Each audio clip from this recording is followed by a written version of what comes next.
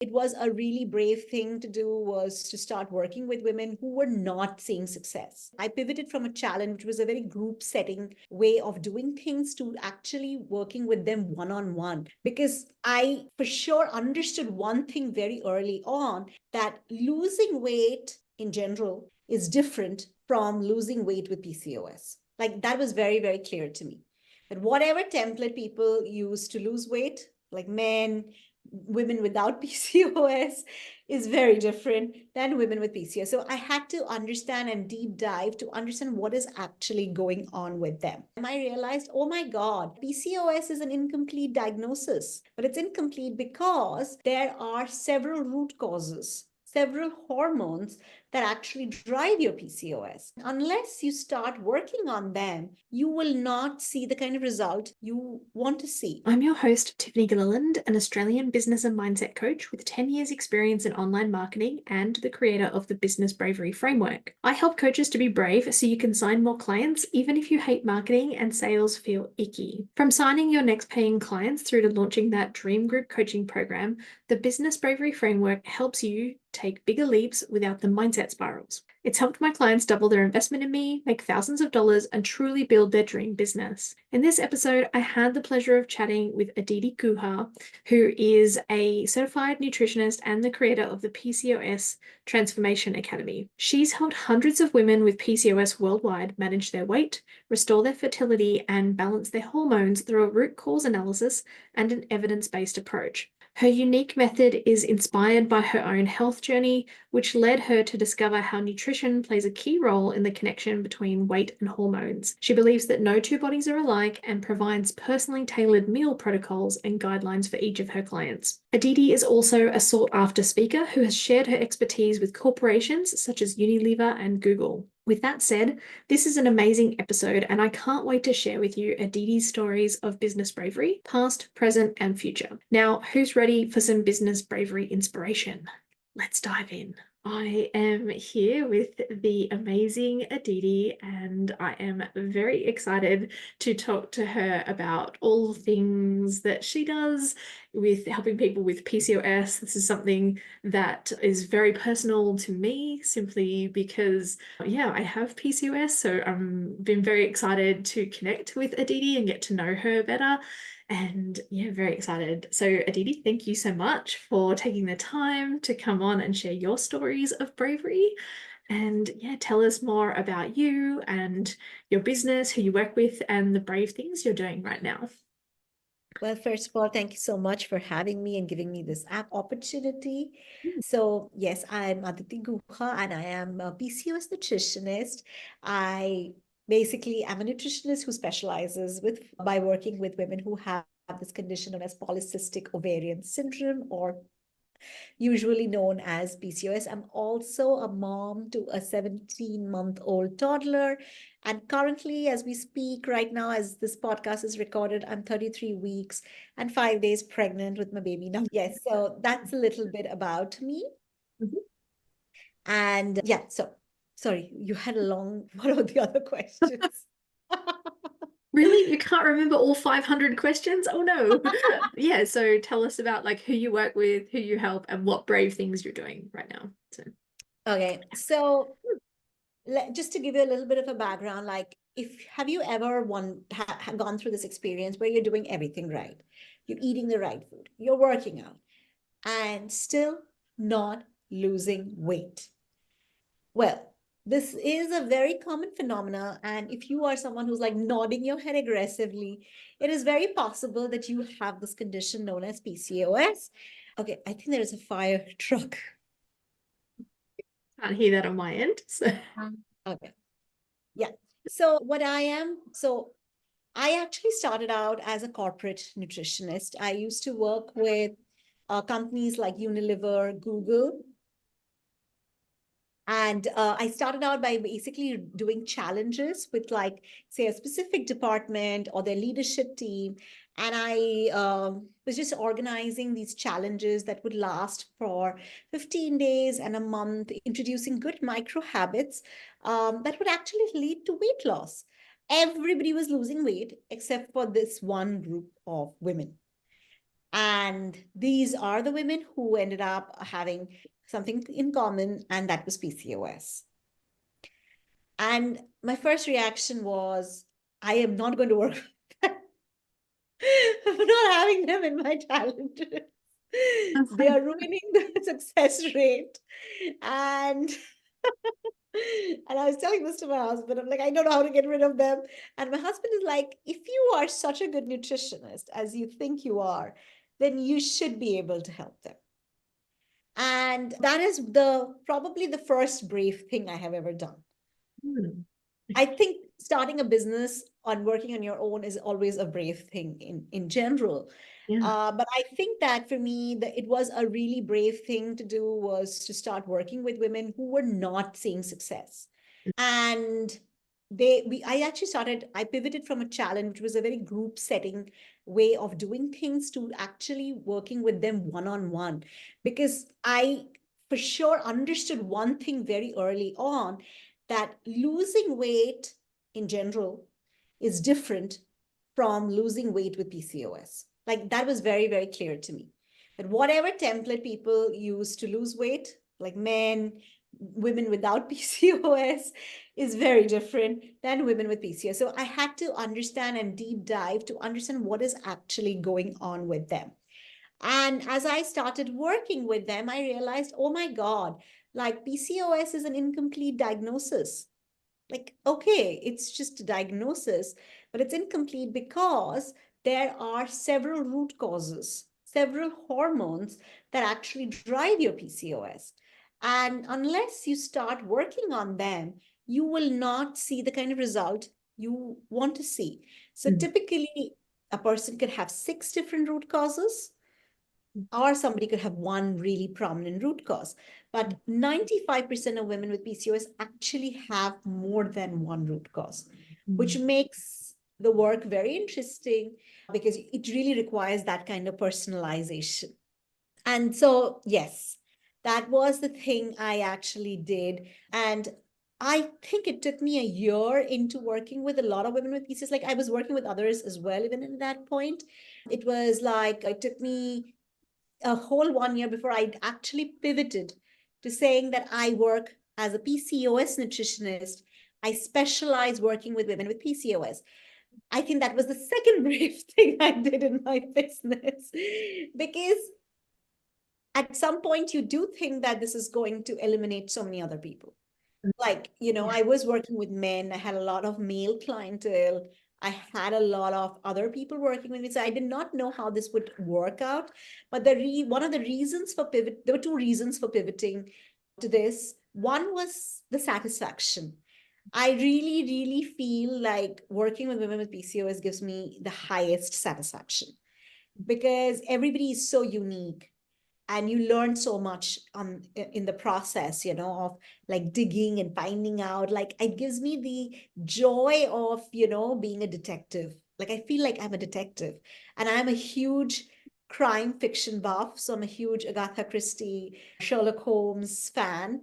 So for me it's like my way of like living vicariously through this experience as a detective. So I always tell people who are wanting to work with me that you have to be the Watson to my Sherlock. We got to get clues. Mm. And the clues are symptoms. What are the Mm. symptoms? What are the hormones that are actually out of whack? I actually track 63 different symptoms on a bi-weekly basis with my one-on-one clients because they Yeah. tell me whether the plan is working or not. Mm. Like you can lose weight and still feel like shit. We all have been on diets that have done that, but that did not help us. That did not help the PCOS. Um, so that was the first reason. One was that there was a lot of satisfaction, but the second reason is that it requires a lot of studying. Mm. It really, really does, because you're looking at something with a very narrow focus. So I have to keep myself very updated on clinical trials that are happening, other new evidences that are coming up. How do you optimize the plan? So I felt like I can't do justice if I start, working with 10,000 different candidates. So Mm. those were the two reasons. So these are like two brave things that I did very early on in my business.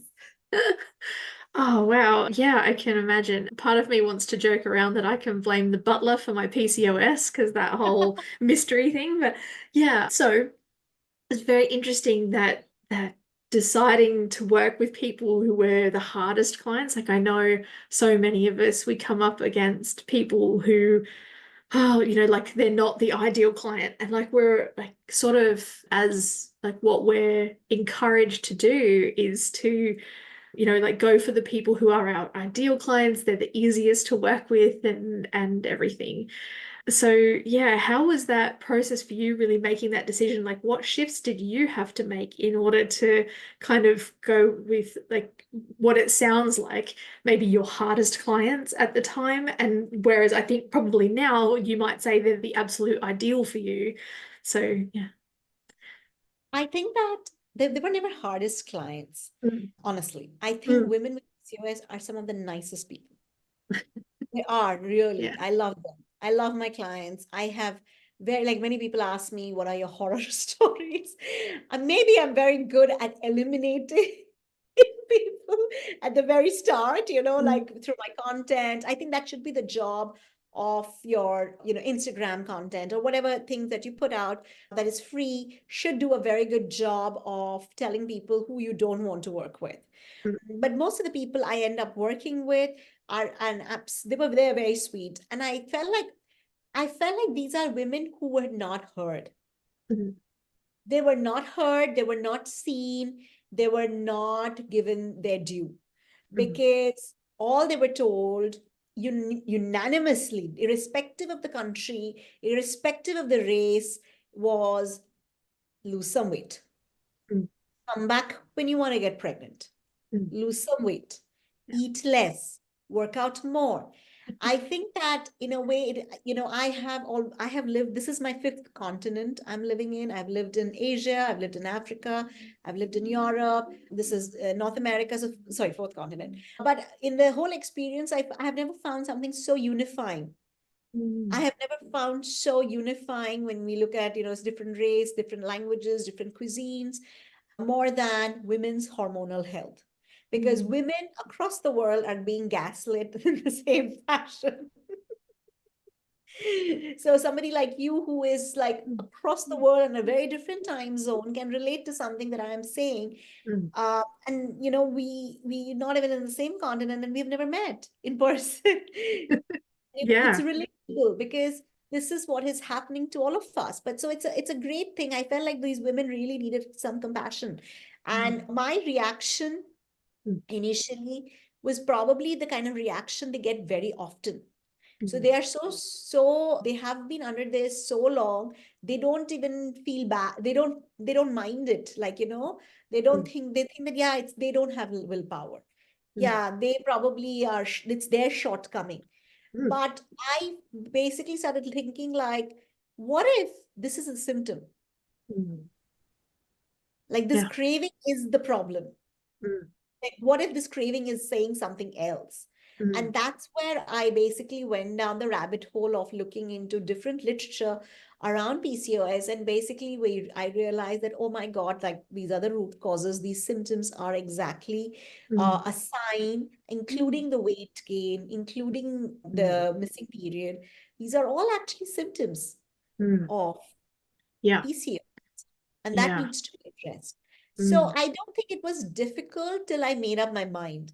But mm, it would have been very difficult if I continue to impose my standards on them. mm, The original standards, the things that I was doing with yeah. everybody else. Mm, That then it would be very hard. yeah. But when you start like seeing that person and believing that person and Mm, seeing them for who they are, mm, then you change. yeah. And I changed my approach. I changed everything I did, Mm, my entire practice, the way what I was doing, how I collected information, what information I was collecting, everything got changed basis that. And mm, so it became easy. yeah. Oh man, so much commitment and decision from you, and I love that. And I think it's really interesting on the one side for people with PCOS, so much of like traditional health advice is like eat less, exercise more. And yet that's, I think, the very things, my understanding, and you can correct me, is it's those that sometimes the things that cause like extra stress in the body, extra like insulin resistance, and then adds to the weight gain. And then also because of the insulin resistance, it can add to cravings for more food. Yeah. And that can really like lead into this whole self-fulfilling prophecy of, oh, I just don't have any, willpower and all that. I mean, I'm talking specifically from my perspective. I know there's like a whole different range of experiences, but yeah, that was yeah. Absolutely, absolutely. That's exactly the thing, that when we start treating a PCOS like anything else, then it's a losing battle from the start. Because the whole thing is that a person otherwise is actually has a good metabolism. They actually don't have a reproductive problem or an endocrinological problem. But here, this is a problem that is both, that is reproductive, endocrinological, as well as metabolic. And if you're not sorting for this and you're treating them exactly the same, it's just you are putting them up for failure from the very start. Yeah. And of course, they don't have a reason to second guess this opinion Hmm. Yeah. from, like, at the start, because a lot of these girls, a lot of women who have PCOS were diagnosed as teenagers. Mm. Like, at a teenage level, you don't have the maturity to ask or second guess a healthcare professional's guidance, right? Yeah. You've other things to do in life. Yeah. So I understand why that persists over a period of time, Mm. Yeah. following this kind of advice.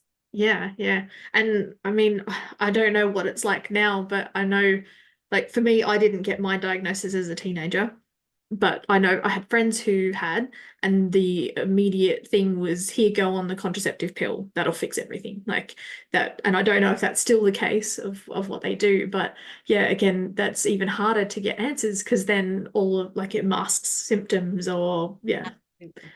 yeah. Absolutely. Mm, yeah. I agree. Yeah.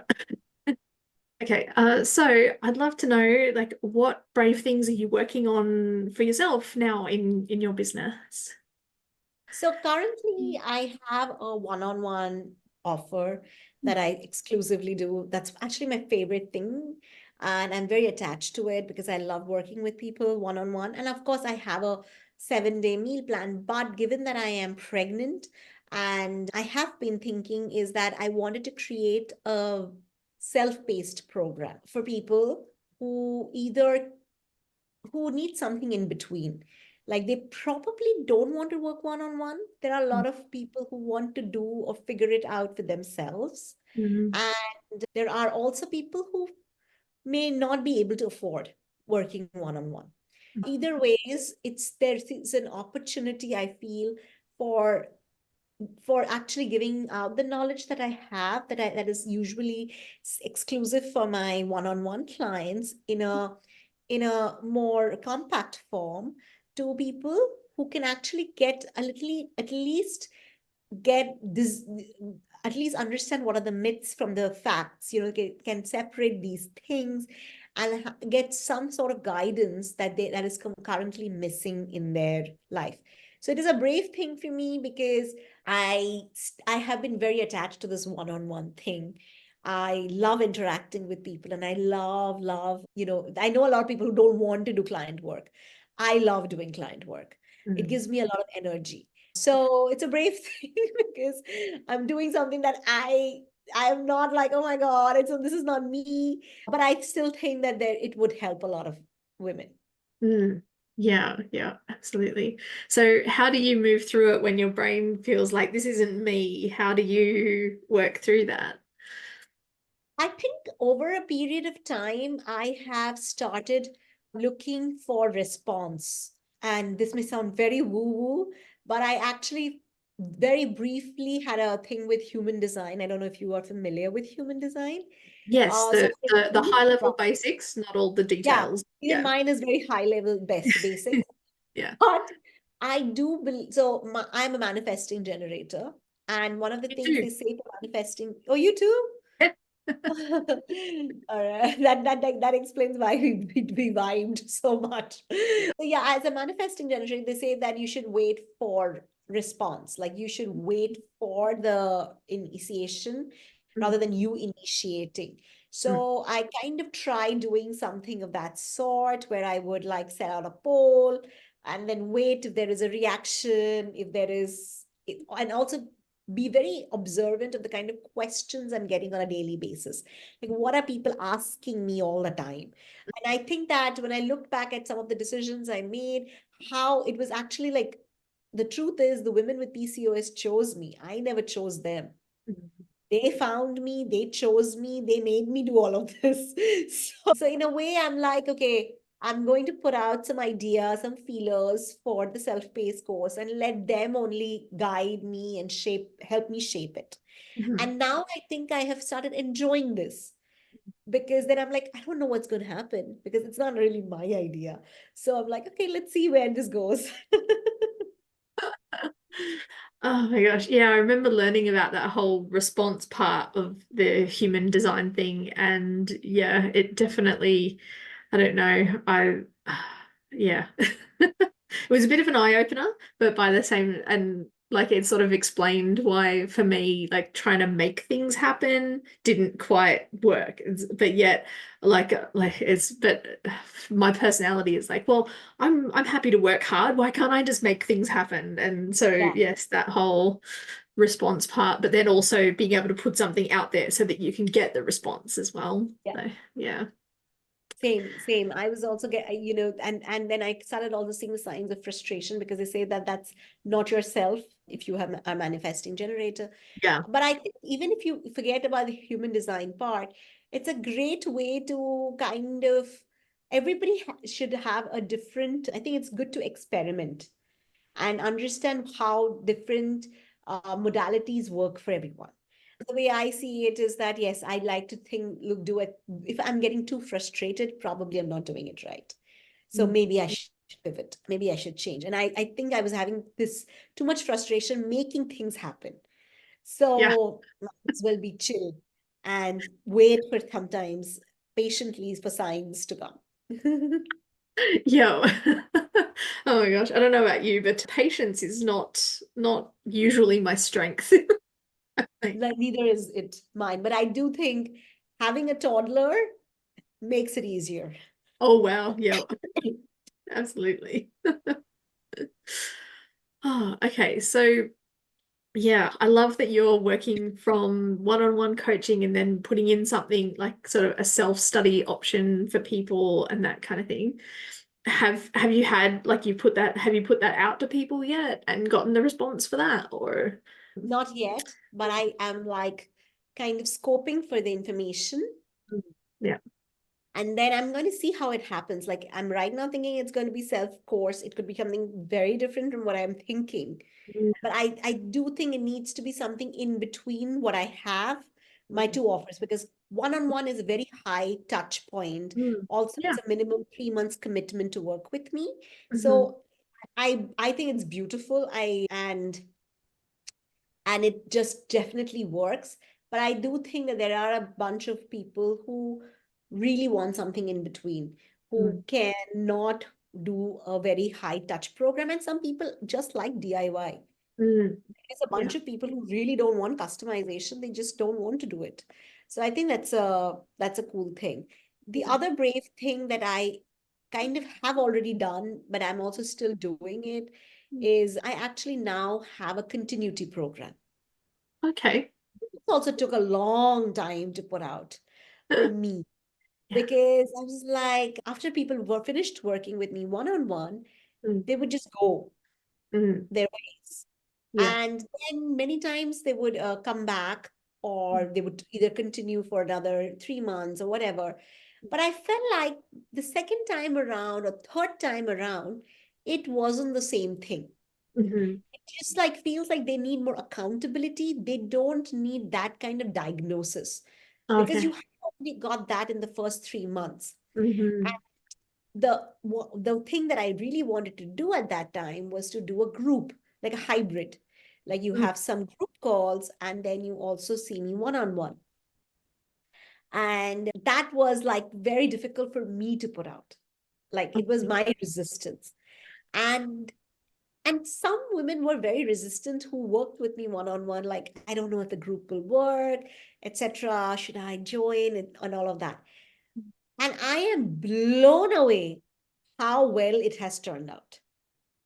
I am Nice. actually like super happy, super impressed how Mm. this has actually worked out because, first of all, like I said, my clients are like wonderful women. Mm. So they get along. So there is Mm. no doubt that they were going to get along. So Yeah. that group has actually done very well. And now they also have a continuous feedback, which Mm. is not as intense as the one-on-one, Yeah. but it gives them accountability. It allows them to check in a, like, oh, you know what, I'm going on a holiday. Oh, this happened. So things don't go out of hand, Mhm. but they are still more in control than they were. So there is a little more like less micromanagement on my part. Mhm. They are very empowered, but they still have accountability. Mhm. And so that was the brave thing I very, very recently did. I had to like, I think I started this in November last year. It took me Yeah. that long to Mm. actually put together a continuity program. And yeah, and it has done really, really well. So is that just a monthly membership that people are part of? So Is we yeah. basically start out with a 9 month commitment, Mm. and then it becomes a membership, like a Okay. monthly thing. Mm. Yeah. Okay. Nice. Yeah. So yeah, you said it took you a long time to pull that together. What was like, yeah, like for you, why or like why was it like what is a long time to you and why was it a long time for you? Like, and no I judgments guess here, by the way, no judgments. I'm just curious. I'm just like, oh yeah. I think that I just did not know how group works. Like I Mm. am so attached to this one-on-one equation Yeah. that I have. I wasn't very sure how others will open up. Group dynamics can be very delicate, Mm. especially Yeah. when you have a health thing Yeah. going on. But it is interesting, like again, when you go get into the flow of things. Mm. And so as I started setting it up and I had like a thing with it, I now see people being vulnerable on their own. I am not pushing them to be vulnerable or share. It's really up to you, like what you want to put out. But I think they realize it's a very rare opportunity to have so many people who share this with you, because Yeah. most of us have gone through life without knowing another person what Mm. we are experiencing. So when Yeah. you hear someone say that, oh my God, my craving was like this, or my this thing was like, I was just having this crazy fatigue, or during my period, I have this craving. I don't know what to do. You're Mm. like, oh my God, I know this person. That's me, and that happened. Yeah. That really happened. Yeah. And I think that makes a huge difference. I Mm. always tell people who join to work with me that don't think about that. Don't think about the continuity program. First, Yeah. get the most out of the 3 months that you're working one-on-one with me. But that's a great option that now I have that is there, Mm. because I think it gives you a sense of both community as well as you still do one-on-one every month with me. Mm. So it's the best of both worlds. Yeah. Yeah. And I'd say like there's just a lot of power in like all of the people in that program have already worked with you one on one. So Yeah. sort of like everybody kind of understands that everybody else has gone through that process too as well. So there's Yes. that trust and security and safety and yeah. Yes, absolutely. Yeah, I think I just did not have confidence in me that I can pull it off. Like, sometimes you're like, I don't know. I have not done this. So I think every time you do something new, it is a piece of you, and it can go either ways. Mm. And that's a big part of being a business owner, is experimenting. I don't think there is any business owner who just did the same thing from day one. Yeah. Just keep learning, you keep pivoting, and it's always scary. Yeah, yeah, yeah. I think the only time there's those kinds of situations is if it's somebody's like fifth or sixth business and they've got venture capital and there's a whole, and so then they might be doing the same thing from day one to throughout. But yeah, that they've already learned. Like I think first, second, third businesses, you're like trying all the things and reinventing Yeah, things. And, perhaps, and it's the same business, or maybe you've done the same thing. But the whole thing with business is that it will always present unique situation. It will either present a problem, or you will have a growth issue, or you will have, there would be something, either your revenue is stagnant or you want to grow the revenue. Whatever is the financial or the logistical issues, it makes a huge difference it does impact. It does impact, and you kind of don't stay the same. You kind of try new things in the process. yeah, yeah. Definitely, yeah. I think like yes, you're right. Like we absolutely have to be like trying new things and like that's definitely my experience and then like what I teach as well of like it's all an experiment and like you don't really know like you can't work it out in your head because even if it's completely perfect in your head, you can put it out to the market or to people and then you get all this different feedback and it's like, oh, your people don't want that even though in your mind it's completely perfect. I mean, I've tried that way as well. Yeah. Yes, yes. In fact, sometimes it's so crazy, isn't it?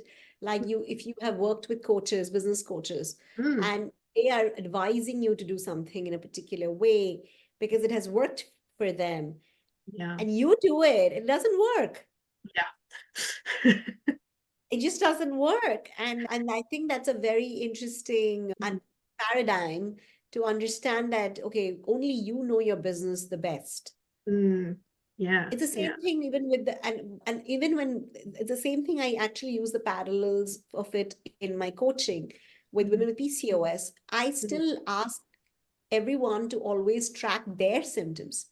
yeah. I still want you to be in the driving seat. I'm not going to tell you what symptoms you are experiencing. Mm, yeah. How would I know? How would I know? How can I make that assumption? Mm, And yeah. therefore, I let you dictate the flow of this, which is Yeah. one of the things I tell every client, that my most successful clients are the ones who are symptom aware. Okay. Yeah. I am just like an algorithm. I'm like a Google search. I'm like your Amazon search. You keep searching. I get better at giving you options that you like. If you are never searching, you are always in incognito mode. How will I know what? How will I know that you want that black bow speaker? Yeah. Yeah, it's just funny how, like, we were talking then, and you said about when a business coach gives you advice, sometimes it just doesn't work for you. And I think a lot of us have seen that.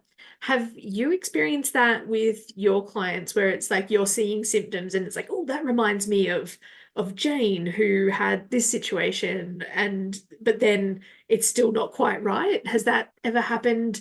Like, is that something? And I'm just asking because I'm curious is that phenomena something that also like applies in health as well, where sometimes it's like you think the answer should be X, but it's for whatever reason it's just not? Or does your process have more like you look at what was it, 63 different symptoms? Yeah. Mm. Of course, you can. I think what would happen is that sometimes protocols work and sometimes protocols don't work. Mhm. Like I might design for someone a particular protocol, but you're hitting the wall. Mhm. You're just hitting the wall. And when that generally happens, you back off. I just Mhm. like look back and say that, okay, what else do we have here that we are not noticing? Sometimes in many cases, like it's just mindset. Mhm. So actually, this is actually a very interesting thing. When I pivoted to working with women Mhm. PCOS and was like, I think 1 year roughly into this thing where I was working one-on-one, more than 1 year, I had a phase where a lot of women stopped. What's the word? I kind of started like they were not asking me for refunds. They Mhm. were not asking me for anything. They were just like they were dropping out. In the sense, Okay. like they would be like, okay, I can't do the session anymore. So maybe they Mm. have 2 sessions left or 1 session left. They were just not interested Mm. in, in doing it Yeah. anymore. Mm. So then I'm like, I could be that person saying that I got the money, I don't care. But Mm. the part of me is like, what am I doing that is making them feel like you keep the money, but I don't want to do the session with you. So it was like, I wouldn't say there were many cases, but I would say there were like 10% of the client or 10-15%. And I always say this, that the best things that have ever happened to my business have been the ones that were unsuccessful, like Mm. whatever leads to a, because I take that 10% very seriously. Mm. And one of the things I realized that the women with PCOS have a huge mindset issue as well. Yeah. You cannot talk just about diet, and you just cannot like tell, I can tell you all the best things to do, but there Mm. is a huge food psychology that we have to address here. The mindset piece is very strong. And by mindset, I don't mean like I want you to sit and journal and visualize and just say positive affirmations to yourself. That works, but sometimes you have to go deep. So what they were having is like, for example, I'm telling you to have protein or I'm telling you to have something, and they just were not doing it. They just weren't. Mm. And that was the time I actually looked up something called neuro linguistic programming. Yep. Yep. NLP, Familiar. Yeah. pretty famous. And in fact, I think it is sold as a lot for a lot of people for sales, like you get better at sales. Mm.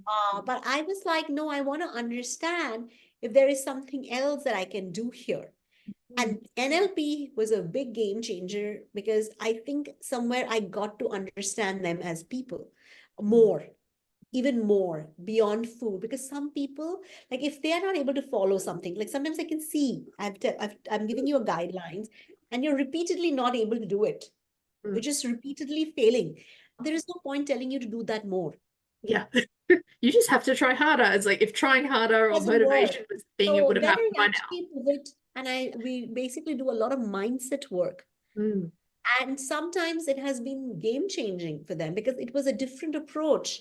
Like Mm. they have been on so many diets, they have been to so many nutritionists that they, first of all, their brain needs to believe that I am a different one. Mm. Number Yeah. two, sometimes it's just easier to get the same information in a new packaging. Mm. And mindset reframing is just very, very powerful Mm. because we were understanding like, oh, okay, if this is the thing, what it could be your emotional root causes. And I think we got some really powerful stuff when I started working on it. There was this one person, I have a lot of clients who don't want to eat, but at the same time, they have binge eating cycles, Mm. which is very normal as a physiological reaction. I can understand you're under eating. So of course the need to eat, calorie dense food would be very high. It's normal. It's your body's way of like Yeah. getting in the food that you're denying it. But there is a mental component also. And I think we started working with this one particular client a lot on her mindset. Mhm. And it was the first time she actually messaged me and said that I had a burger and I did not get acidity, because in Ah. her head burger was such a bad thing to eat. The Mm. minute she would eat it, her body would react. Ah. And slowly, just by reframing her mindset, she started actually losing weight because it was never dire, or it was never a starvation and treat Mm. kind Yeah. of situation. I think she had a better relationship even with herself. Mm. Sometimes we underestimate the value of actually healing somebody's relationship with food. Mm. Yeah. So I always say this, that food is the way we communicate with your body. Mm. And the trouble truth is that PCOS takes such a toll on our body image and our Mm. food psychology. Yeah. And so if I had again not looked and said that, okay, I am missing something. Mm. Why is this happening? Yeah. Maybe I should change the approach. And maybe let me look at if there is emotional root cause. Mm. What are the emotional root cause? Is there anger? Is there shame? Like one client had this whole thing where she basically could not eat with her family because Mm. she was always ashamed at the dining table. because everybody is like, oh, look at you eating, look at you taking so much food. And so Mm. she started eating on her own alone. Yeah. So those are kind of things that a diet is not going to fix, but Mm. that we have to change and rewire the mindset. Yeah. And I Yeah. think that's one of the things I feel like when get into that kind of a plateau, when Mm. something I know should work is not working, I try as much. That's why I have a lot of tools Yeah. in marketing that, okay, which one do we use? Because Mm. usually one of them does work then. Yeah. Yeah. Nice. Yeah. Definitely. Yeah, I can just feel the power of that, just the mindset side. And I think it's similar on the business side too. It's usually some sort of mindset issue that can be at play there. Yeah, so oh man, I can just feel the power of that, and especially the story about the woman who couldn't eat with her family and stuff like that. Like in my situation, like my mother has a very different approach to food and dieting, and for her, for decades, she had me late in life. Her whole approach is like she can eat less and get skinny. And so, whereas for me, if I eat less, I put on weight. So it was like, it's just, yeah. And yet she's looking at me like, you're not doing it right. And then, yeah, and I'm looking at her going, how can you live like that? Yeah. But it's definitely like for the longest time, it was like, oh, I should be able to eat, like, mum can do it. And she's my mother. And, we must have some similar biology. And yet, if I do what she does, I don't get the same results. So, yeah. Yeah, Yeah. I've heard that. Yeah, and that makes it very, very hard. Yeah, definitely. Yeah. Oh, okay. So just back to bravery then. What brave things do you have coming up in the next 3 to 6 months? Although you might have already covered it a bit. Yeah. But I think the bravest thing I'm doing in the next 3 to 6 months is I'm going to have two under two. Mm. Two kids under the age of two.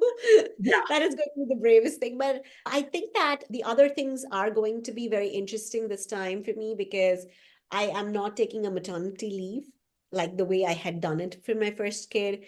I think that in a business gives you a lot more freedom to have a lot more flexibility even when you're working on it. Mm. So I'm not taking a mat leave, and everybody around me is very scandalized when I say this to them. They're like, I don't know you're doing that. But I think this year is going to be a year of experimenting for me, Mm. putting myself out there in different platforms and Yeah. also doing things outside of Instagram. Mm.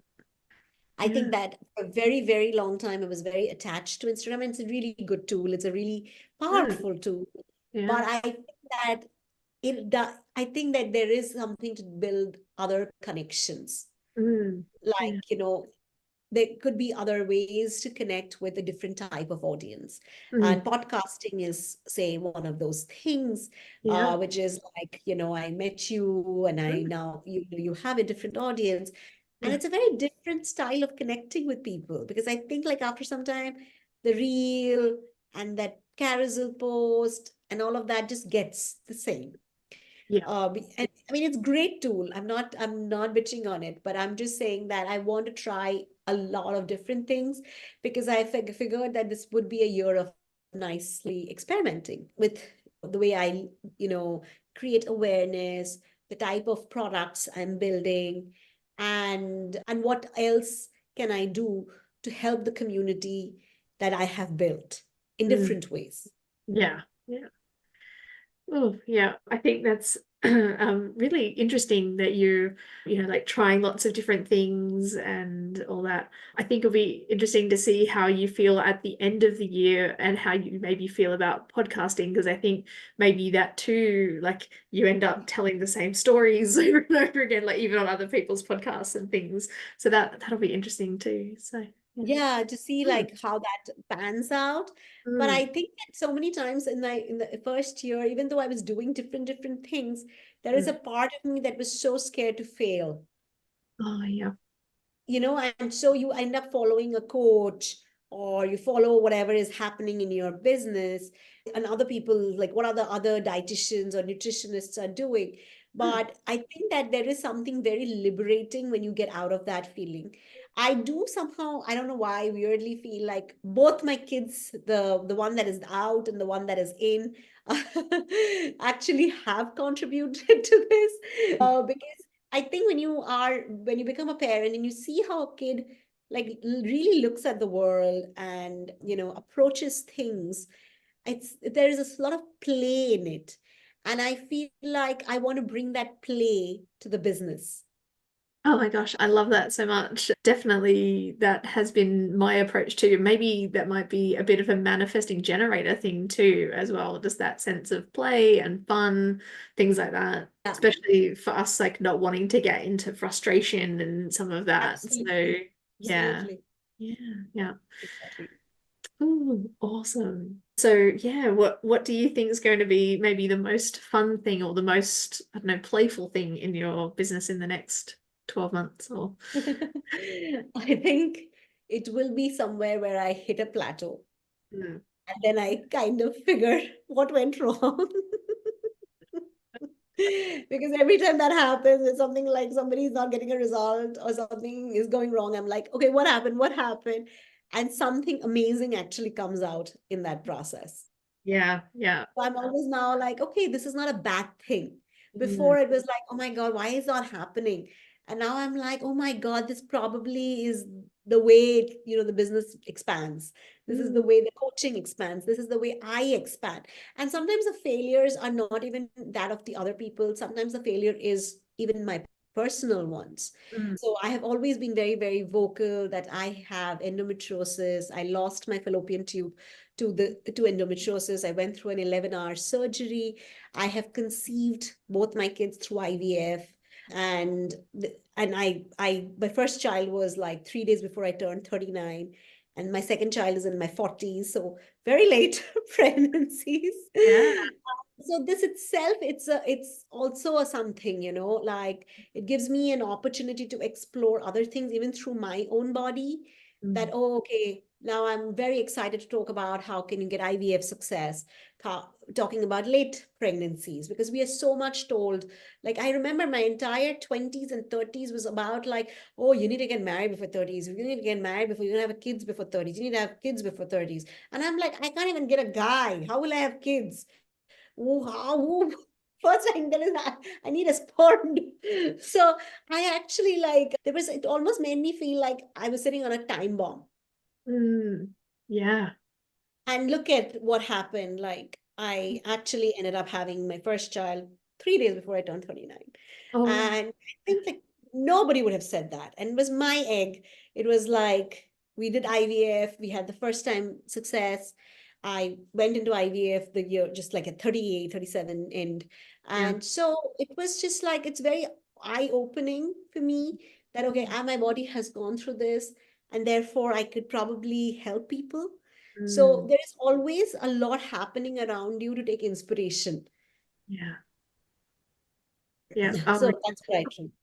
yeah, yeah. Oh my gosh. Thank you so much for sharing that story. Yeah. Oh my gosh. I can just sort of imagine like a lot of the shifts that you had to go through and just all of that to get to where you are now, and then also how that's impacted on your coaching and helping others and all of that stuff too. So Thank you. yeah. Okay. So now, for people who are listening, we'll of course have links to all of your good stuff in the show notes.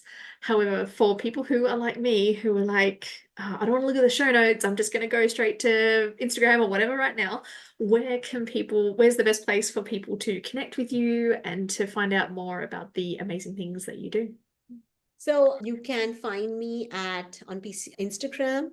My handle is at PCOS dot nutritionist dot weight loss.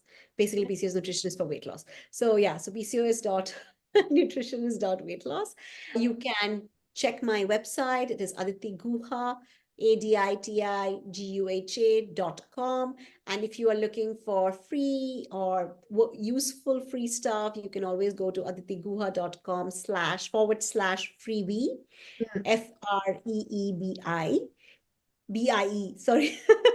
So, and if you are like, you want to know more about work with me, there is a work with me section there. I do have also for people who are like very new to PCOS and want something to kickstart their journey.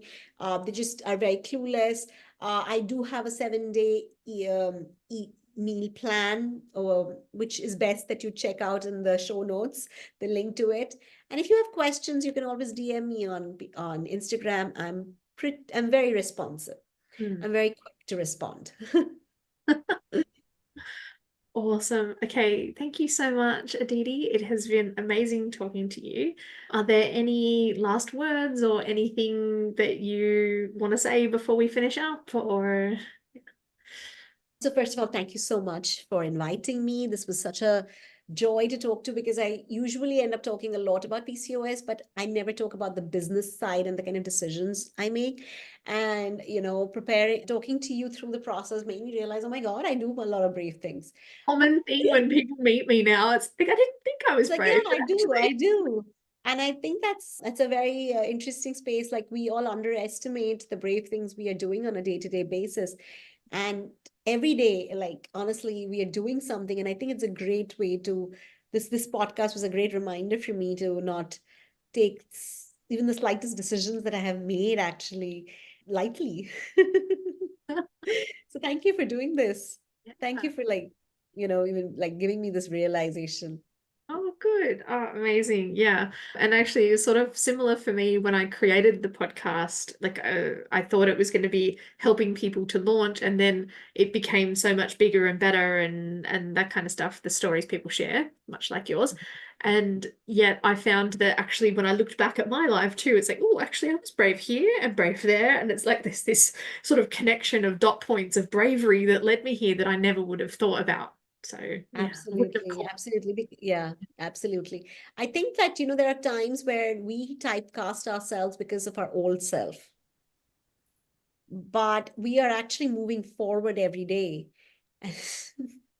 So it's a new self every, we're changing, but sometimes we keep our identity same as that. But when you have this kind of discussion and you are forcing me to think with the questions, then I'm like, yeah, that was also brave. Yeah, that took so much time. I was so scared to do that. My gosh. Okay. So awesome. Amazing realizations all around. Thank you so much for your Thank you time so and much. sharing all of your stories. And yeah, just look forward to following along with all of the good stuff that you're doing in the world. So Thank you so much. It's such a pleasure talking to you. thanks for listening to the Business Bravery podcast. Has this episode inspired you to do something brave? Even if it's only send a difficult email, please share it with me on Instagram or other social media channels. Feel free to tag me at Tiffany G Studios. That's TIFFANY. G for golf, STUDIOS, no spaces, no underscores, etc. Or you can use the hashtag Business Bravery Podcast so that I can cheer you on and together we can inspire other coaches and course creators to do brave things in their business and life. Now, I'm Tiffany, and I'll leave you with this one last thing. What's one brave thing you're going to do today? It doesn't have to be big. Even the smallest steps can create the most massive results. So again, feel free to share it with me either publicly or privately so that I can cheer you on. That's it from me. Until next time, bye for now.